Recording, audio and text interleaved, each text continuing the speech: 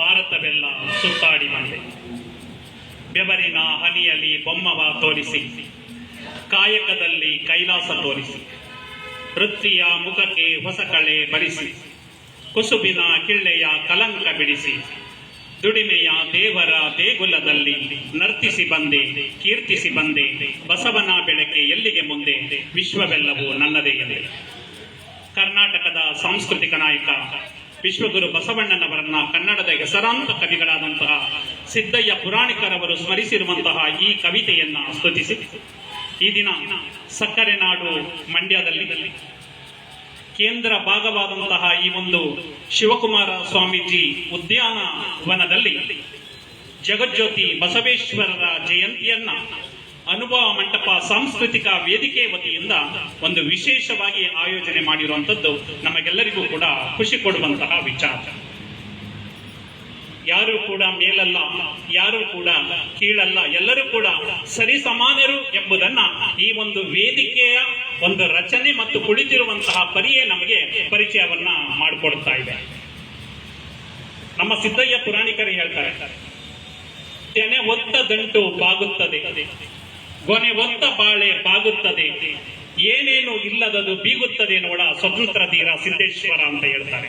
ಆದ್ರೆ ಅಂತ ಬಸವಣ್ಣನವರೇ ಬಿಜ್ಜಳನ ಆಸ್ಥಾನದಲ್ಲಿ ಮಹಾಮಂತ್ರಿ ಆಗಿದ್ದರೂ ಕೂಡ ಎನಗಿಂತ ಕಿರಿಯರಿಲ್ಲ, ಶಿವಭಕ್ತರಿಗಿಂತ ಹಿರಿಯರಿಲ್ಲ ಎಂಬ ಒಂದು ವಾಕ್ಯವನ್ನ ಕೊಡುವುದರ ಮುಖಾಂತರ ಯಾರು ಬೀಗ್ತಾರೆ ಅಂತಹವರಿಗೆ ಒಂದು ಎಚ್ಚರಿಕೆಯ ಸಂದೇಶವನ್ನ ನಮಗೆ ಕೊಟ್ಟಿದ್ದಾರೆ.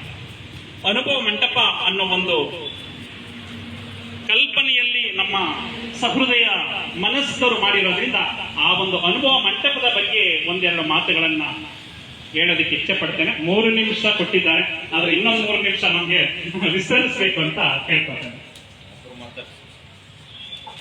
ನಮ್ಮ ವಿಶ್ವಗುರು ಬಸವಣ್ಣನವರು ಬಸವ ಕಲ್ಯಾಣದಲ್ಲಿ ಅನುಭವ ಮಂಟಪವನ್ನ ರಚನೆ ಮಾಡ್ತಾರೆ. ಆದ್ರೆ ಅದಕ್ಕೆ ಸೂಕ್ತವಾದ ವ್ಯಕ್ತಿ ಅಧ್ಯಕ್ಷರನ್ನಾಗಿ ಮಾಡಬೇಕು ಅನ್ನೋ ಒಂದು ಆಲೋಚನೆ ಇಟ್ಕೊಂಡಿರ್ತಾರೆ. ಇನ್ನು ಯಾರು ಕೂಡ ಅವರಿಗೆ ಸಿಕ್ಕಿರೋದಿಲ್ಲ.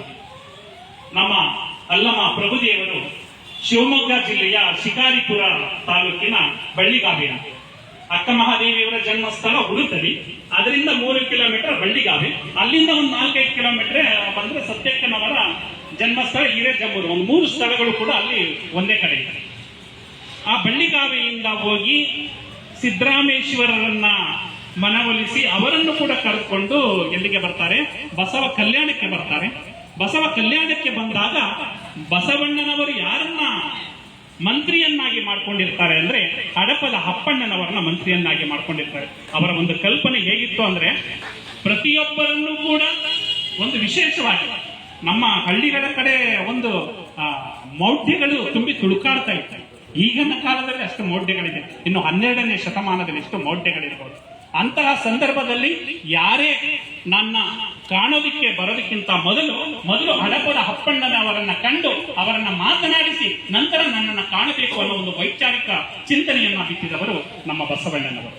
ಆಗ ಹಡಪದ ಅಪ್ಪಣ್ಣನವರು ಮತ್ತೆ ಚೆನ್ನಬಸವಣ್ಣನವರ ಕಾರಣದಿಂದ ಅಲ್ಲಮ ಪ್ರಭುಗಳನ್ನ ಪರಿಚಯ ಮಾಡ್ತಾರೆ. ಅಲ್ಲಮ ಪ್ರಭುಗಳು ಮಹಾಮನೆಯ ಮುಂದೆ, ಬಸವಣ್ಣನವರ ಮನೆ ಅರಿವಿನ ಮನೆ ಅಂತ ಕೂಡ ಕರಿತೇವೆ, ಆ ಅರಿವಿನ ಮನೆಯ ಮುಂದೆ ನಿಂತಿರ್ತಾರೆ. ಆಗ ಅವರನ್ನ ಪರಿಚಯ ಮಾಡಿದಾಗ ಆಗ ಬಸವಣ್ಣನವರ ಮತ್ತು ಅಲ್ಲಮ ಪ್ರಭುಗಳ ಒಂದು ಸಂಗಮ ಆದಾಗ ಗೊತ್ತಾಗುತ್ತೆ ಅಲ್ಲಮ ಪ್ರಭುಗಳ ಜ್ಞಾನ.